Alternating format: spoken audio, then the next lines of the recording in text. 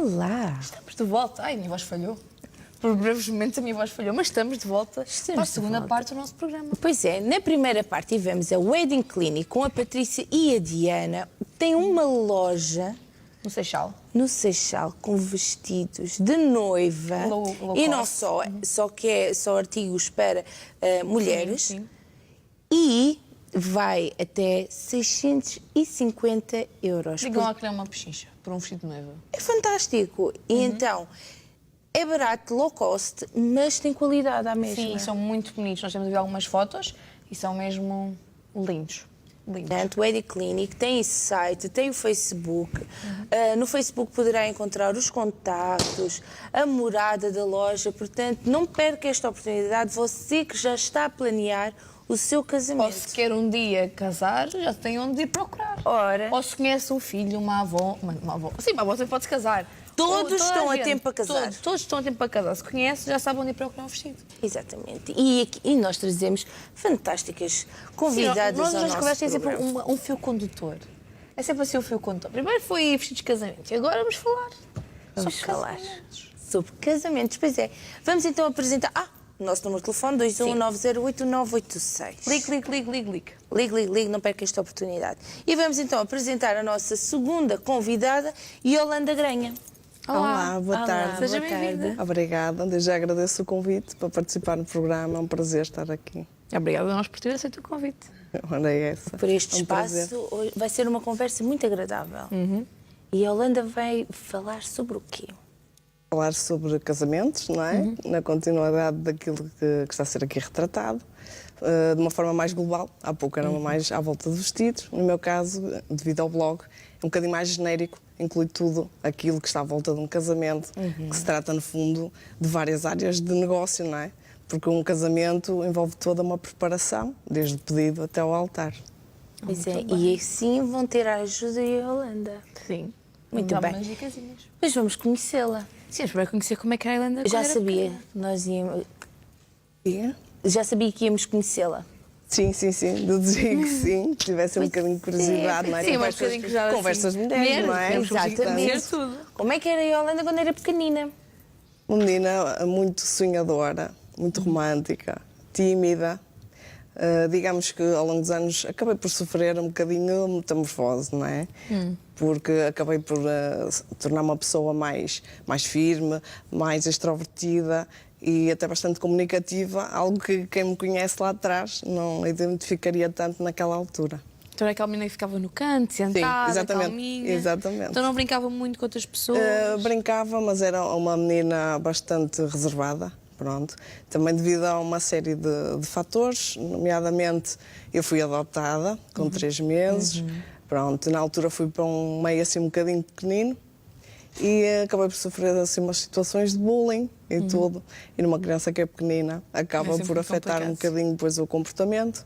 Sinceramente, olhando lá atrás, acho que tinha a ver com isso, não é? Mas depois, conforme vamos crescendo, vamos ganhando outro tipo de estrutura mental para dar a volta à situação e nos tornarmos um bocadinho diferentes. Essas situações, obviamente, ajudaram-na a crescer e a também tornar-se mais Sim, forte e faz, firme, como faz estava a parte daquilo que é a minha história hoje em dia, da pessoa que eu sou hoje, não é? Muito bem. E onde é que nasceu? Eu nasci no Porto. dizer. Sim, dá para ver. Eu nasci no Porto, embora pronto, a minha família biológica seja de Gerês. Só recentemente é que conheci algumas pessoas e, portanto, morei nos arredores de Espinho, cidade à beira-mar, não é? Praia. Então tinha assim Tudo uma aquilo que praia eu lá ao gosto. pé. Pronto, logicamente que continuei sempre assim bastante presente pelo Porto, faço grande parte da vida por lá, estudei e tudo, e, portanto, contei uma ligação muito forte ao Porto. O que é o Porto? O que é que está no Porto que tanto gosta? O Porto é uma cidade que fascina. Acho que nós vemos até pelo turismo, não é? É um destino fortemente turístico e, portanto, é uma cidade que tem alguma magia, o Rio Douro, toda aquela parte histórica. É um misto que, sem dúvida, torna uma cidade muito especial. E já para não falar, claro, que as pessoas de lá são extremamente simpáticas e temos boa gastronomia. Sim, a gastronomia Não é é? verdade. A gastronomia é verdade, sim. Então, e como é que era na escola? Gostava da escola? Sim, sempre gostei. Fui uma menina sempre empenhada, sempre com objetivos de ir mais longe. Até foi uma situação que já me falaram que era curioso, não é? Porque muitas vezes, quando esta primeira experiência, mesmo em relação ao bullying e tudo acontece, há uma tendência a haver um afastamento da escola. Mas no meu caso isso nunca aconteceu. Eu fui sempre uma pessoa bastante firme nos meus objetivos, sempre projetei que gostaria de ir para a faculdade. Principalmente aquilo que mais me movia era ajudar os outros. E então fez com que, apesar de eu até ter alguma capacidade para várias áreas, nomeadamente artísticas, fui uma pessoa que sempre gostou de escrever, escrevia poesia e tudo, mas quando eu tive de optar foi o cabo dos trabalhos, não é? Porque eu gostava de várias áreas diferentes, gostava exatamente de áreas humanísticas, de comunicação, mas também de ajudar o próximo, e então acabei por ter uma ligação mais forte para a área da saúde. Acabei na Faculdade de Saúde e fiz licenciatura e mestrado em análises clínicas. Muito bem. Sim. Muito interessante. Tinha Não está muito relacionado, Sim, não é? não está interessante. Mas Mas é bom pensar saber. alguma coisa de comum nestas duas coisas. E então porquê?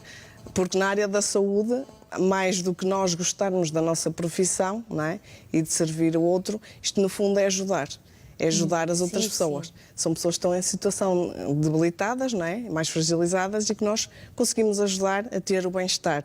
Por outro lado, na área dos casamentos eu estou a ajudar, mas numa das melhores fases da vida. Sim, que é uma área feliz, não há, Exatamente. no momento não há tristeza nesta área. Exatamente, e cria-se aqui uma partilha muito grande e ajudar o próximo na mesma, mas de uma forma um bocadinho diferente. Mas se formos a fazer esta analogia, tem alguma coisa de comum em si. Tu é que decidiu de seguir análises clínicas em si? Pronto, eu na altura tinha de escolher uma área da saúde, porque era o que realmente me puxava. Não seria análises clínicas a minha primeira opção, seria fisioterapia, pronto.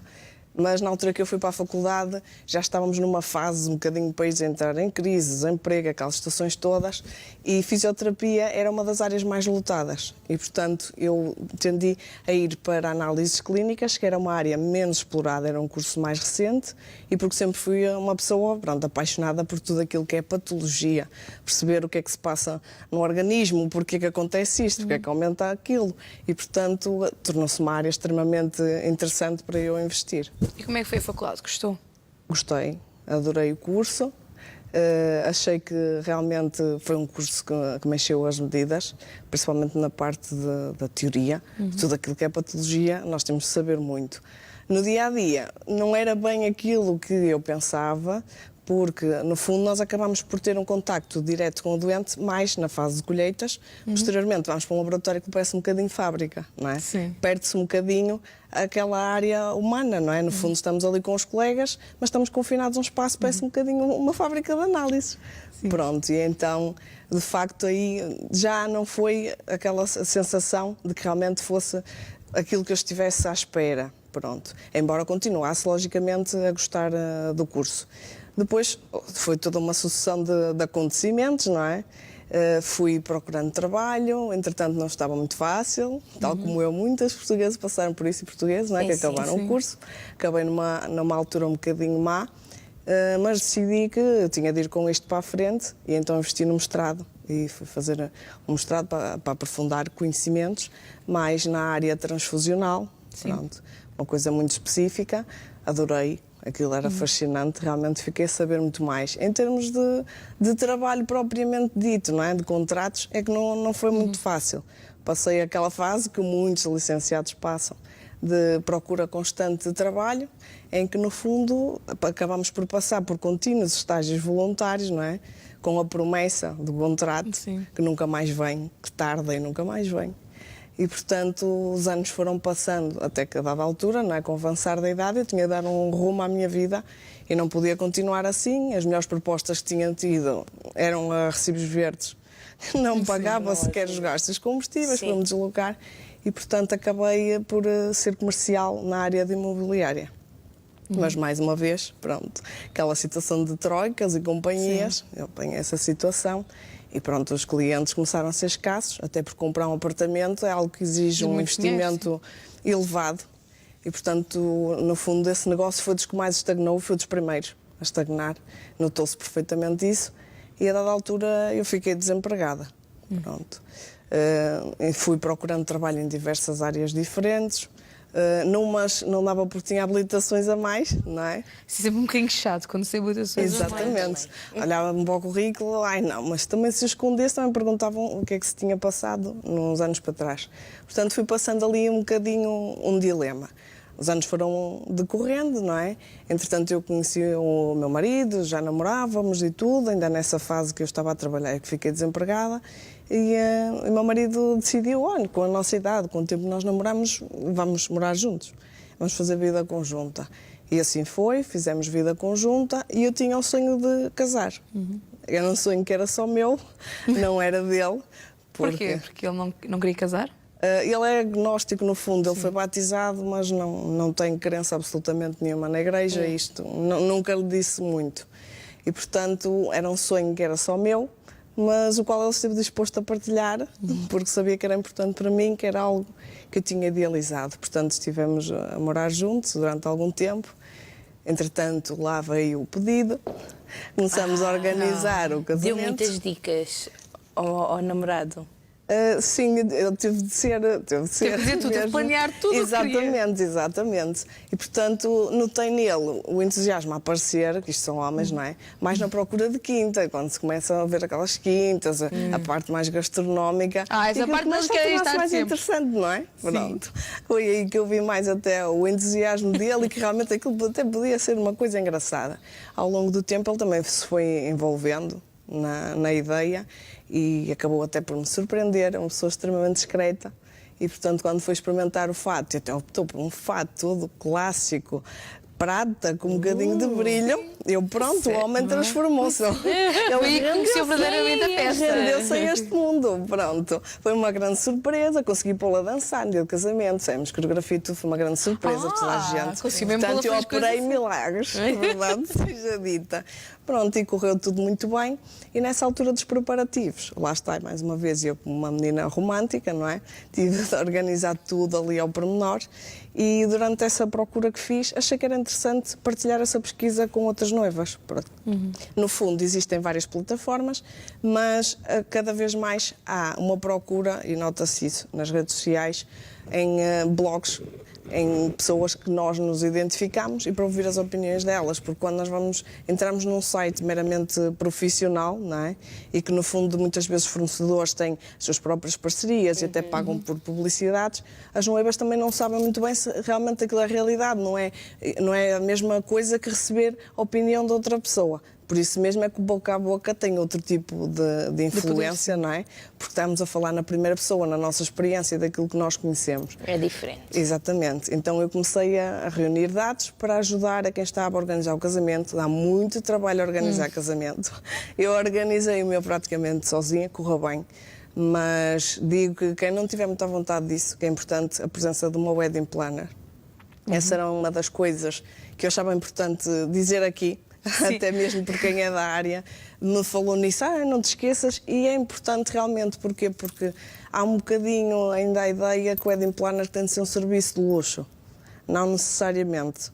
O serviço de wedding planner pode tirar todo o stress, aquela carga psicológica de cima da noiva, que infelizmente há noivas que passam stresses horríveis, porque depois também tem que haver algum conhecimento da organização de eventos, saber como é que devem proteger de algumas situações, nomeadamente na altura de redigir os contratos.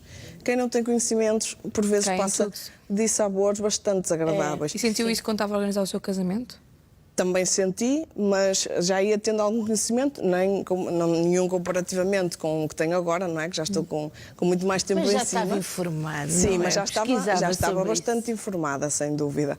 Mas ainda agora continuo a ver noivas que de vez em quando, a 2 meses do casamento, ficam sem maquilhadora, ficam sem cor.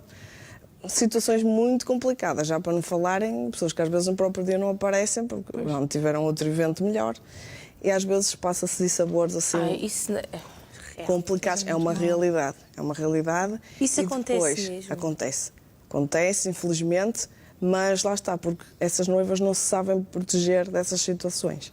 E daí que seja muito importante entregar nas mãos de quem sabe.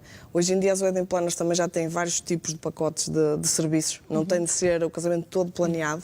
Há o chamado casamento chave na mão, que aí sim, a wedding planner encarrega-se tudo. E depois há outros serviços em que a pessoa não está tão à vontade e que também pode tratar com eles desses serviços e outros ser a própria pessoa a tratar. Porque algumas pessoas dizem, mas se eu for contratar um wedding planner, aquilo já não vai ser tão pessoal, não vou ser eu que vou escolher. É uma ideia errada que tem. O wedding planner é o braço direito para ajudar a fazer as escolhas certas, sempre direcionando no gosto e nas preferências da noiva e a dar correto aconselhamento e aconselho aos melhores profissionais.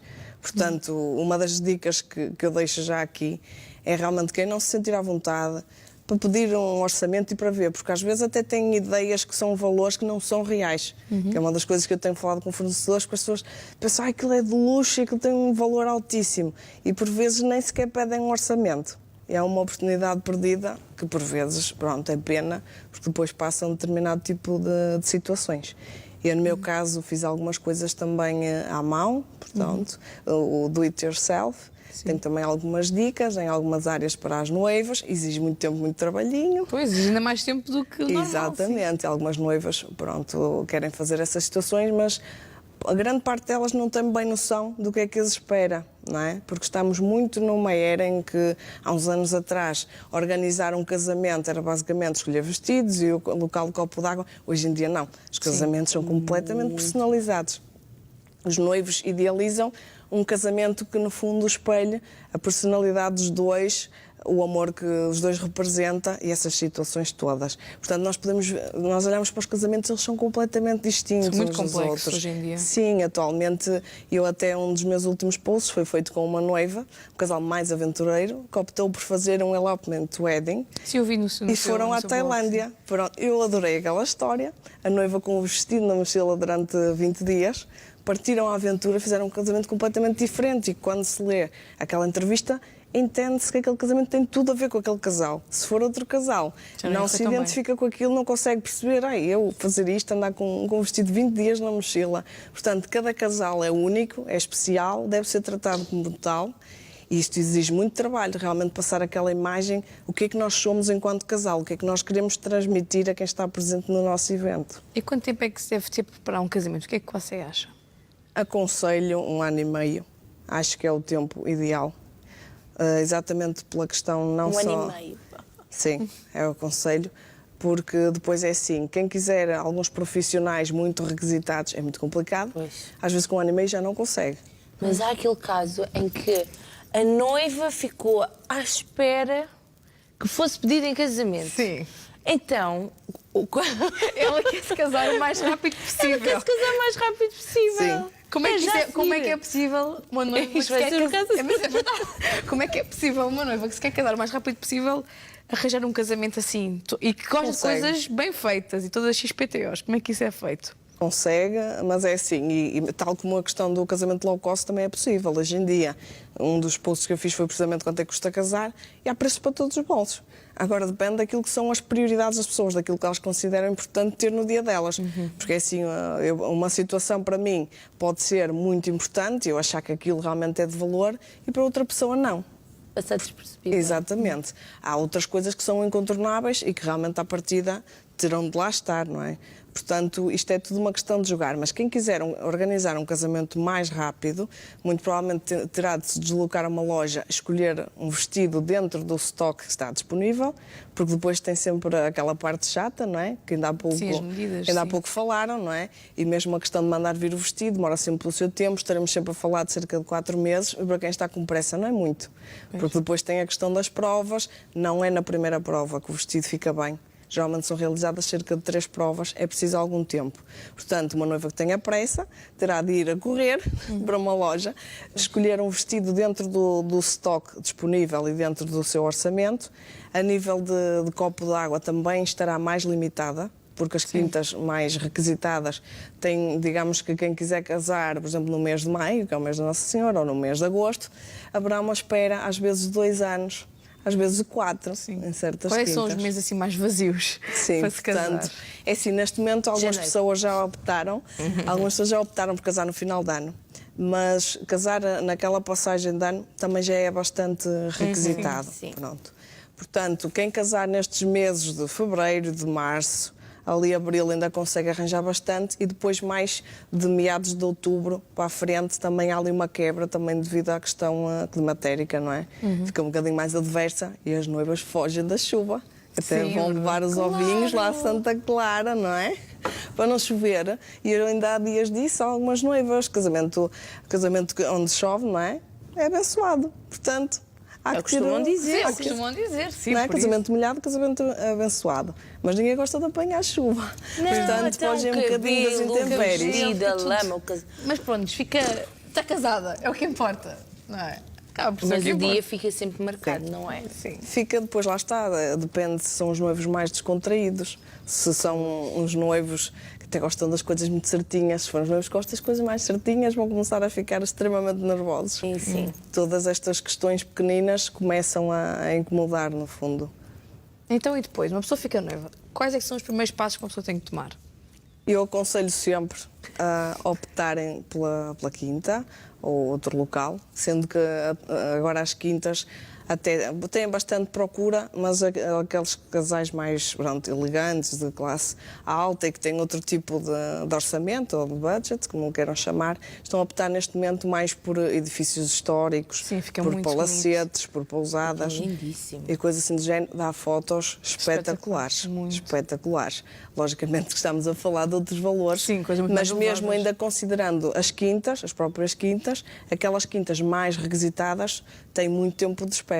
Portanto, o que eu aconselho é irem primeiro à quinta e a quando conseguirem garantir uma reserva na quinta, seguidamente irem ao fotógrafo, que também tem umas listas assim bastante complicadas para se fazer a marcação.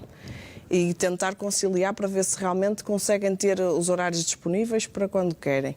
Conseguindo isso, então, posteriormente, tratar da parte religiosa, de ir à igreja e tudo, porque na igreja é mais fácil marcar. Que algumas pessoas dizem, mas não faz muito sentido, então vamos marcar a quinta, não marcamos o casamento. Marcar o casamento, tanto civil como religioso, é mais fácil.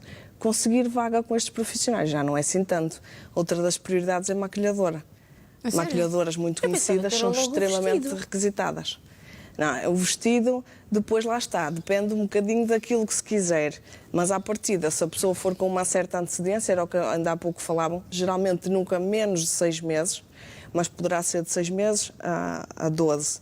No caso das quintas, 18 meses é necessário. Então Em isso muitas não delas, precisa- e às vezes não chega. Se quiserem o mês de agosto, há muita gente que até tem sim, família sim, imigrada sim. e tudo. E eu aconselho a ir o quanto antes. Às vezes 18 meses não chega. Se quiserem o mês de agosto, o mês de julho é extremamente complicado. Depois há quem faça um bocadinho a jogada de tentar casar à sexta-feira.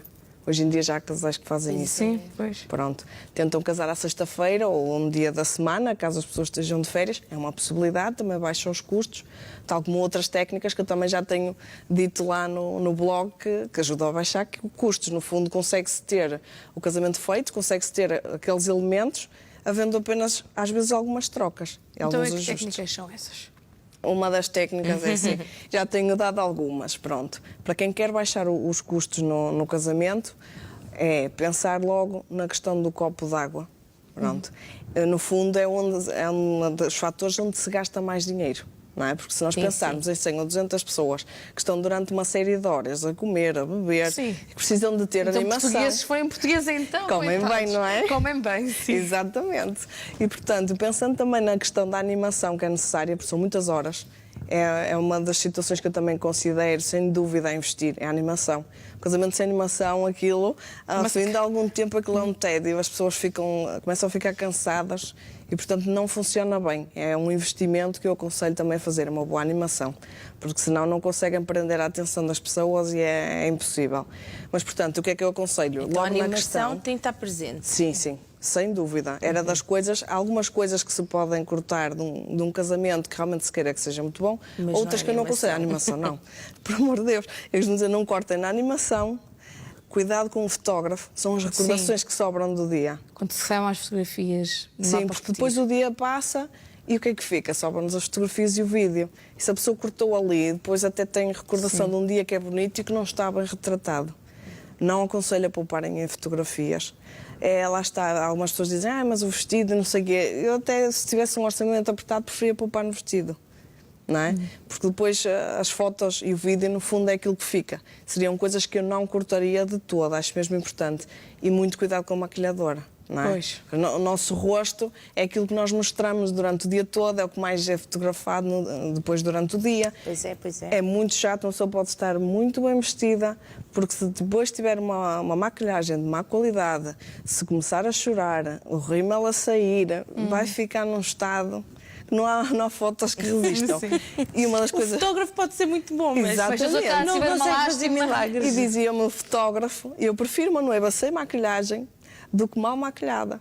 Porque se não tiver maquilhagem, nós com Photoshop corrigimos. Ela agora, quando aparecem noivas às vezes mal maquilhadas, com cores fortíssimas e coisas que foram deslizando ao longo do rosto, esse é um problema para tratar. Porque depois nós tratamos, mas fica ali a perceber-se que houve ali retoques, fica um ar artificial, fica estranho, não é um serviço bonito de se ver.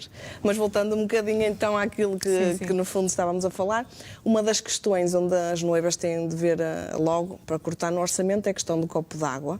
Existem alguns locais de copo d'água que têm uns preços mais acessíveis e que têm serviço de qualidade. Outra das questões no próprio serviço que eu aconselho para quem quiser poupar é cortar nos mariscos. Sim, porque essa parte é cara. Pois. A parte do marisco é cara. Os mariscos aumentam bastante os custos, portanto é logo um dos cortes que eu faria, era por aí. Depois, certos pormenores, como por exemplo terem um topo com os noivos personalizados, não é?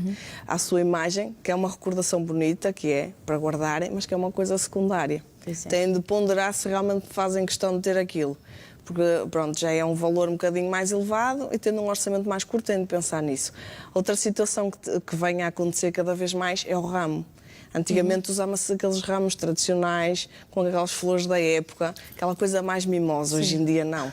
Hoje em dia as noivas prenderam-se com as peónias, com os ranúnculos, não é? Até com, como é que se chama? Eram os pimentos, há bocado estavam a falar. Não é pimentos, é... Malagueta. Malagueta. Há bocado estavam a falar de uma noiva Malagueta. com malaguetas. Sim, exatamente. Pronto, e antigamente, no fundo, fazia-se aqueles ramos mais simples, ramos com rosas, com flores da época, que se tornam mimosos, que agora até já aparece um bocadinho também naquele estilo boho, não é? Sim.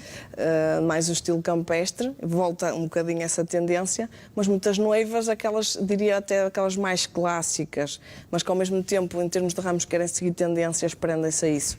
E depois há certas flores que em épocas de calor não são aconselháveis, por exemplo, as tulipas. Convém também escolher uma florista devidamente informada, sim, e que possa informar as pessoas disso, porque, como é lógico, uma noiva não tem de saber estes pormenores.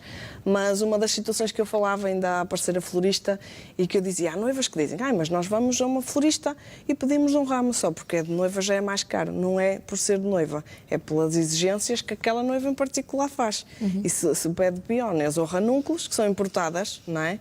E é como ela diz, que aquilo traz vários pés, eu nem vou usar todos para a noiva, mas só me vendem assim aqueles lotes. São flores que depois não têm muita saída em determinadas situações, portanto vai sair mais cara à noiva. Portanto, um dos cortes é exatamente nas flores. Em relação à roupa do noivo, há fatos caríssimos, fala-se pouco disso, que é uma coisa engraçada, que dizem, a noiva gastou não sei o quê. Há fatos de noivos para mais de 1000 euros. Pois é. Sério? Fatos de mais de 1000 euros. Depois com o sapatinho, não sei o quê, há noivos e vestidos a valores que algumas noivas se vestem. Afinal, não são só as mulheres a Não, gastar tanto senhora. dinheiro, não é? Senhora. Há Não, noivos isso é que são tudo bem igual. extravagantes. É outro dos cortes que também é possível ser feito. Portanto, podem jogar também um bocadinho por aí. A questão mesmo voltando um bocadinho à questão da quinta, tem aquele jogo de ver em que mês é que podem casar, ou se casar então num dia da semana, em vez de ser um sábado ou um domingo, se for ao sábado é sempre mais caro. Ao domingo já é ligeiramente mais barato. Durante a semana acaba, pronto, por de facto ser melhor. Podem fazer algumas coisas em casa também, nomeadamente os convites. Dá para fazer uns convites simples e bonitos, que fica mais barato. Há assim algumas coisas que realmente as noivas podem também ir fazendo em casa e os custos vão baixando. Temos a questão da lua de mel, que hoje em dia também se torna quase uma obrigatoriedade, mas não é. Se não tiverem orçamento para... Lua de Vão mel, ao Algarve uma semana e já é muito bom, o Algarve é lindo. eu tenho sugestões de lua de mel em Portugal, mas há casais que nem isso podem fazer. E se não podem, se realmente Fica querem para a fazer próxima, o casamento, sim. fica para outra ocasião, não é? A lua de mel pode-se fazer quando se quiser. Qualquer altura, a lua de mel devia ser o casamento todo. Sim, olha. Ai, que lindas Sim, eu palavras, gosto Cláudia disso Sofia. Lindo, lindo. Sem dúvida. É verdade. Estava a dizer há bocado a importância de uma wedding planner. Como é que se escolhe uma wedding planner? Como é que escolhe a tal? Porque há pessoas que... Como escolher? Sim, há gostos que não compatibilizam. Sim, é assim, há várias wedding planners atualmente a trabalharem. Depois há wedding planners que realmente são wedding planners e, infelizmente, não só nessa área dos casamentos como noutras. Há pessoas que se passam por wedding planners, mas não são wedding planners. Portanto, tentem pedir realmente as qualificações das pessoas. Há pessoas com cursos tirados que realmente estão certificadas e que são entendidas em trabalhar naquilo. Se não têm referências de ninguém, não têm certificações, não têm nada para mostrar, cuidado com isso, porque está a acontecer muito isso. Essa é uma das áreas onde mais se vê amadores a tentarem entrar, tal como a questão da maquilhagem.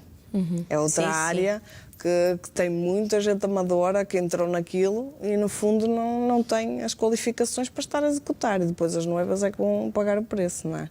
Verdade. E então, em relação aos sítios para casar, agora está a falar em quintas, mas há muita gente agora que decide, por exemplo, na praia ou outros sítios, certo? A praia já foi mais usual há uns anos atrás. Agora, por acaso, é uma tendência que já não é tão forte. As pessoas viraram um bocadinho para aquilo que é o rústico, não é? Vão acompanhando um bocadinho as tendências.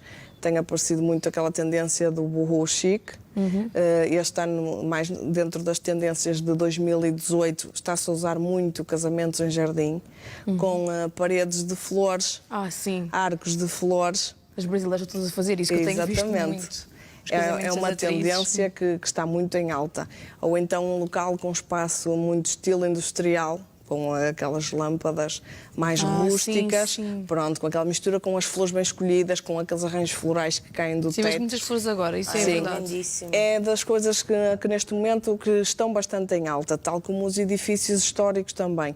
A nível de casamento está a acontecer, digamos que assim bastante, é mais direcionado ao Algarve e geralmente, digamos que serão mais os europeus nórdicos que vêm atrás do calor. Sim, sim. E que ainda acham a ideia de casar numa praia com calor e tudo uma coisa demasiado atrativa, que para nós que moramos cá mas já não é tanto como já foi há uns anos atrás, já não prende tanto por aí.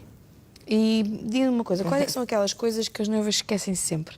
Que acham que não é importante ou nunca passa pela cabeça, mas que no dia é mesmo importante? Assim, aquelas primeiras coisas. Geralmente há muitos noivos que se esquecem de levar o mapa das quintas ou do local de copo d'água. E depois perdem-se um bocado. E depois ainda acontece bastante isso. É daquelas coisas ou se esquecem de fazer, ou então esquecem-se de delegar essa função para alguém para depois ir no dia. É uma das coisas que fica esquecida, depois é uma chatice. Os convidados ainda se perdem, não sabem muito bem para onde ir. Sim. E é uma situação que ainda vai acontecendo. É uma das coisas que eu também aconselho às noivas, principalmente as que não têm um wedding planner, a delegar algumas tarefas. Decidirem quem vai fazer o quê. Porque depois no dia... Não, de todo. Porque depois no dia vão sair, estão em stress, é vestida, a maquilhagem e tudo, é demasiada coisa para pensar. Sim, é muito Os complicado. convidados tens que cuidar, é tudo e mais alguma coisa. Sim, e quem não tiver wedding planner, dar preferência a um local em que tenha uma boa equipa, em que consiga, desde que entram lá na quinta, assumir aquilo. Porque eu, por exemplo, organizei o meu casamento, mas a equipa que trabalhou na quinta, eu mal pus lá o pé, eles têm agora tudo connosco. Eles é que têm o cuidado dos horários, em que horário é que se deve fazer o corte do bolo, em que horário é que se serve as carnes e tudo cronometradinho, mas nós já não temos de nos preocupar com esses pormenores. Portanto, é uma grande ajuda, principalmente para quem não tem a ajuda do wedding planner. Voltando aos cortes, que para quem não tem assim uma carteira muito abastada, também dá dicas de ramos artísticos. O que é que se encontra mais no seu blog? Assim, no blog tem dicas de ramos artísticos, de vários materiais. Há ramos em feltro, pronto. Há ramos de tecido. Eu tenho, nomeadamente, uma parceira que faz ramos artísticos fantásticos. Pronto. Ela imita a flor verdadeira, feita pétala a pétala. Que bonito, sim. É fantástico o trabalho dela, mas não se pode dizer que um trabalho tão minucioso seja propriamente económico. Há ramos artísticos que realmente são económicos, mas este já estamos a falar de um Pétala ramo a já de pétala. outro nível. Vai ser dos mais complicados. Porque, por exemplo, uma pessoa que esteja numa época em que seja difícil arranjar umas pionas ou uns ranúnculos, consegue ter ali uma réplica feita em tecido. Uau! É um trabalho que eu aconselho a verem, também podem ver lá no blog. Eu conhecia num evento da Zankyu. A Zankyu foi, no fundo, quando eu tive o patrocínio da Zankyu, a recomendação, foi quando eu percebi que de facto o meu blog tinha crescido, não é? E que tinha deixado de ser apenas um hobby, já era lido por bastantes pessoas. E, portanto, fui a alguns eventos e tive a oportunidade de começar a conhecer pessoas fantásticas. E até os parceiros que eu vou escolhendo para o blog são parceiros que trabalham na área dos casamentos, mas uma das prioridades que eu dou é que sejam apaixonados por aquilo que fazem. Não é? Porque nós podemos trabalhar e simplesmente estamos a cumprir uma tarefa com o objetivo de sermos remunerados, ou nós podemos ser apaixonados e dedicados àquilo de corpo e alma, queremos dar melhor ao outro. E os parceiros que eu tento escolher são esses. Essa Verónica, precisamente, a Verónica do Teixeira, do Bridal Bouquets, foi uma das pessoas que eu conheci na Zankyu, que é apaixonada por aquilo que faz. A noiva tem um sonho e ela vai atrás daquele sonho, tendo sempre o cuidado de dar assessoria à pessoa, a todo o aconselhamento, qual é o formato ideal para o ramo, para conciliar com aquele vestido, com a altura da pessoa, se deve ser um ramo maior, se deve ser mais pequenino. E, portanto, ela faz trabalhos fantásticos e aconselho a conhecerem o trabalho dela. E que mais parcerias podemos encontrar no seu blog? Neste momento tenho parceria já em várias áreas, tenho algumas que ainda estão a ser feitas, tenho uma parceria recente com o Videoarte, que fazem vídeos cinematográficos fantásticos, tem um trabalho maravilhoso. Foi uma das parcerias que eu queria, também daquelas pessoas que captam a alma do casamento, transmitem a emoção do que se está a passar no dia. O meu fotógrafo a nível de parceria é o Filipe Santos, também é uma pessoa espetacular, também é um apaixonado à arte, daquilo que faz. Já tive a oportunidade de ser fotografada por ele, já nos fomos cruzando em alguns eventos e, portanto, fez-me sentido que fosse com ele criada esta parceria.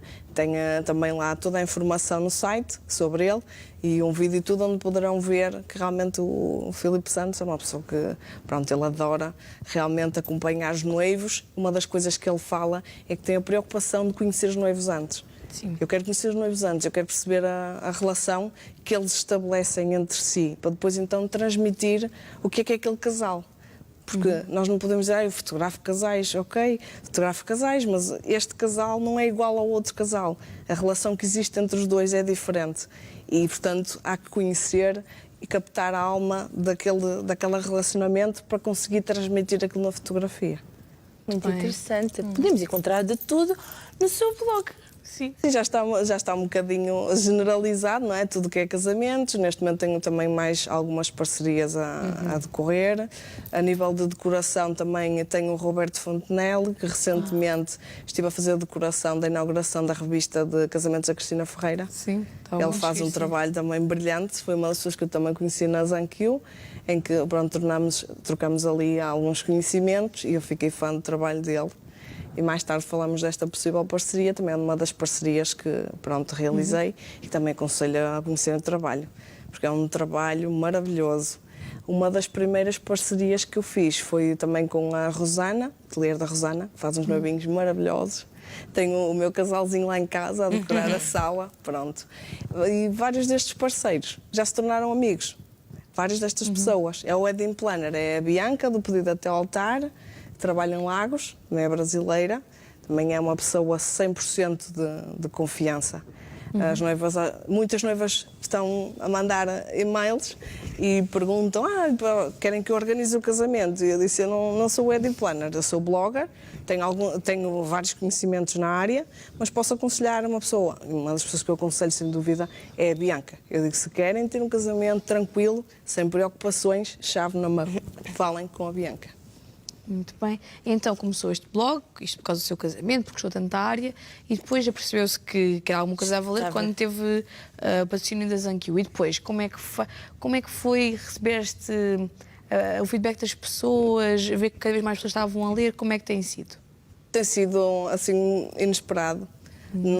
Inicialmente nunca pensei que realmente tivesse o alcance que depois comecei a ter, porque pronto, recebi um e-mail da Zanquiu, na altura deram uma recomendação, eu fiquei na lista de um dos melhores blogs de Portugal na área dos casamentos. Estava à espera desse feedback? Não estava. Quando iniciou, qual era a sua expectativa? A minha expectativa era criar um cantinho de partilha com as noivas. Simplesmente isso. Pronto, tem aqui alguma informação, porque que eu vou guardar só para mim? Vou partilhar. Pronto. Mais uma vez, muito no sentido de ajudar os outros. E, portanto, eu criei aquele espaço e algumas noivas começavam a vir, as minhas listas e tudo, até que o Zanquiu, foi engraçado que quando a Zanquiu reparou no meu blog não tinha nada a ver com o que está agora. A nível estético, não é? Era uma coisa muito mais rudimentar. E eu fiquei a pensar, bem, porque elogiaram o conteúdo todo, bem, se calhar eu não estou a olhar para as coisas como deveria. Acho que tenho que levar isto mais a sério e tornar isto mais profissional. E comecei a trabalhar nesse sentido. Depois surgiram possibilidades de ir a eventos, comecei a conhecer outras pessoas, começaram a cair e-mails de noivas, e-mails de fornecedores a pedirem parceria e as coisas foram continuando. E eu disse, pronto, ok, se isto é assim, eu vou embarcar nisto que realmente eu gosto. E algumas noivas dizem, eu adoro ler o seu blog. Ainda agora uma noiva estava a dizer, eu gostava do meu casamento retratado, do género de um que você lá tem. Eu disse, ok, certamente, estou completamente à disposição para retratar o seu casamento. Mas é que eu gosto da forma como você escreve, a maneira como as coisas estão compostas. Desta noiva você tenta mesmo captar as emoções. E eu disse, eu quero mesmo isso. Eu não me quero limitar a escrever como quem está a contar uma simples história. Eu quero tentar captar aquilo que vocês viveram no dia, passar a emoção à outra noiva. Porque isto é tudo uma fase muito emocional. As noivas ficam ali com as hormonas, não é? Tudo alterado, porque no fundo é que a maioria das noivas vivem um sonho da infância. E, portanto, foi o que eu disse, o que me faz sentido é realmente ser inspirador. E para ser inspirador eu não me basta ter as vossas fotos e um texto escrito por mim. Eu quero que vocês participem no que está escrito, que me digam aquilo que sentiram. Quero ir mais além. E qual foi das histórias que já ouviu que mais a marcou? A história que mais me marcou foi, sem dúvida, até à data 2, foi a história de uma amiga que eu retratei, pronto, que namoraram imensos anos e que os dois têm um relacionamento fantástico, que parece mesmo aquele casal perfeito e que estava destinado para ficarem juntos. E foi uma das situações que eu fiz questão de retratar e que ela descreveu, e as noivas ficam encantadas a ler aquilo. A gente gosta de ouvir aquelas histórias de amor, é sempre bonito. Estava lá a dizer nos seus posts que era sobre um elopement e cada vez acha que é mais habitual as pessoas decidirem largar tudo e só vão e casam-se noutro país. Acha que é mais habitual isso? Tem ouvido mais? É assim, cá em Portugal não acho que ainda seja uma coisa muito habitual. Acho que é uma moda que começa a vir. E uma parte dos casais que optam por essa situação são casais aventureiros e que tenham um budget pequenino, não é? Estão com um orçamento pequenino. E essa é uma das opções. Porquê? Porque, no caso precisamente desse casal, eles ao reduzirem os custos que teriam numa quinta, permitiu-lhes fazer um casamento num local distante e fazer uma lua de mel. E, portanto, é uma questão de ponderar um bocadinho o que é que as pessoas preferem. Porque, às vezes, realmente o orçamento limita muito e, para quem for aventureiro, por que não fugir ao tradicional? Isso é verdade. Não é? Muito bem. E a nível de tendências? Tendência do cabelo, os penteados para o casamento, tendência do vestido, tendência do sapato. Também aconselha a noiva? Sim, também me perguntam muito isso. Porque há tanta coisa no Tanta coisa a mercado. acontecer. Há uma infinidade de opções. Sim. E até porque agora é tudo muito personalizado. Atualmente, antigamente, a noiva ia de branco e tinha de levar o sapatinho branco, o véuzinho branco. Isso já vai. Isso já foi há muito Há tempo. noivas que querem, porque sonharam com um clássico e ficaram presas naquela ideia do clássico. Mas cada E vez- a personalidade delas é assim, não é? Mas cada vez há noivas que Variantes, querem sim. esquivar ao Sim. tradicional. Eu diria que neste momento, mesmo aquelas noivas mais clássicas, tentam dar ali um apontamentozinho, algum diferencial, pelo menos na cor do sapato, arriscar um bocadinho na cor do ramo, já não sendo um ramo totalmente branco. E há ali alguns pormenores que vão entrando, em que não é uma noiva completamente arrojada, mas pronto, eu sou clássica, mas quero uns pormenores consoante as tendências atuais. A seguir ao vestido, sem dúvida, que uma das maiores preocupações de noivas são os sapatos. Cada vez mais as pessoas dão logo ali uma prioridade muito grande para sapatos. Gastam imenso dinheiro em sapatos personalizados. Quer seja personalizado na cor, quer seja personalizado no salto. Por vezes tem elementos do próprio casamento. E neste momento há fornecedores que criaram todo um negócio à volta disso. Temos, por exemplo, o caso dos sapatos Namorar Portugal, inspirados nos lenços namorados. Sim, sim. Pronto, algumas noivas já gostam, principalmente quando têm esse tema, é uma coisa um bocadinho diferente. E depois temos algumas pessoas também a trabalharem numa área um bocadinho mais clássica, não com lenços namorados, mas que fazem uma série de adaptações, creme caviar e outros assim de género, em que usam uns laços adaptados, pode ter esse traço, pode não ter. O mesmo sapato, a pessoa escolhe o modelo, escolhe o salto que quer e depois pode adaptar, pode mudar a cor, pode colocar atrás um laço, umas pedrarias. Portanto, é só imaginar, idealizar e propor ao fornecedor, não é? Sim, quais é que são as tendências, como ela estava a falar, de cabelo agora? É cabelo solto, é apanhado, o que é que se vê mais agora? Antigamente, o que se usava mais eram os apanhados, era aquele tradicional apanhado, para depois colocar o véu. Como falámos há pouco, agora há noivas que já optaram por não usar véu. Cada vez mais o cabelo fica à vista, até porque quem usa geralmente é só para ir à igreja e depois tira, portanto fica o cabelo muito exposto. Estamos numa era mais de cabelos soltos, cabelos semi-presos. Aquelas noivas que são menos clássicas optam mais por um cabelo solto, um cabelo com uma ondulação muito natural. Aquela coisa que parece que bateu o vento, não é? Aquele ar assim um bocadinho mais natural, dá uma leveza e uma elegância muito bonita de se ver. Para quem quer um bocadinho mais elaborado, mas sem ir para o tradicional apanhado, sem dúvida que o cabelo semi-preso é uma boa opção, dá para fazer coisas lindíssimas. E depois também há as tranças. Pois era isso que eu ia perguntar. Cabelo com trança e penteados têm trança incorporada, mas que também se consegue fazer semi-preso e tudo com tranças. Agora também estamos a voltar a usar flores. Antigamente usava-se bastante as flores no cabelo. Quando É foi aquelas super coroas romântico. de flor, ou Sim. assim, eu acho que fica muito As bonito. grinaldas ou as próprias flores presas no apanhado são os pormenores lindíssimos e dá logo ali outro toque ao penteado. Também achas que devia-se apostar numa boa cabeleireira? Sim.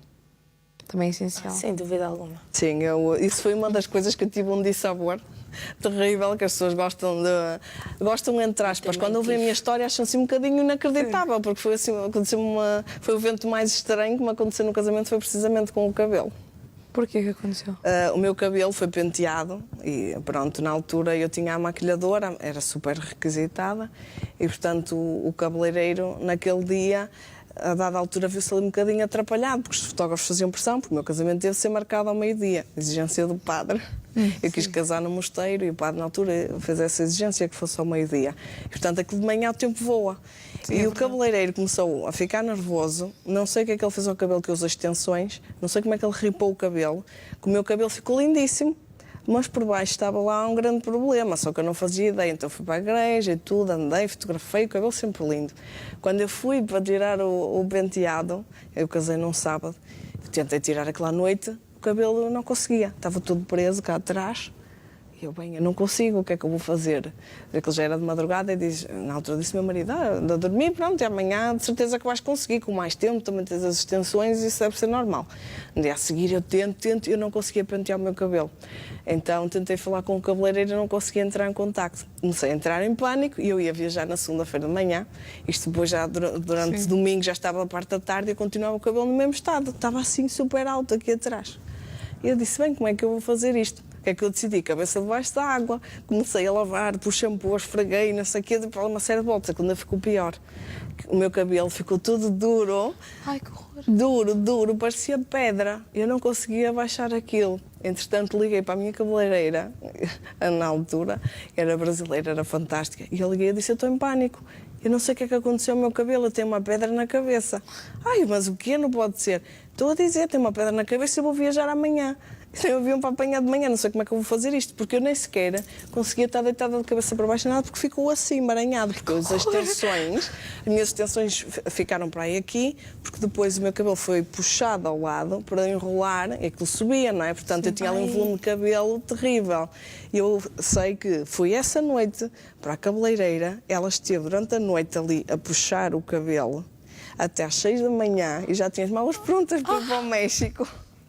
O meu marido também não dormiu e, portanto, a dada altura ela tirou cerca de metade, se tanto, e ela disse, não consigo mais, porque senão vais perder o avião. Eu tinha de ir para Madrid e, portanto, a dada altura ela disse, eu vou-te arranjar aqui uma solução. E deu uma volta ao cabelo, fez uma banana e eu fui com uma mola daquelas de cabeleireiros a prender.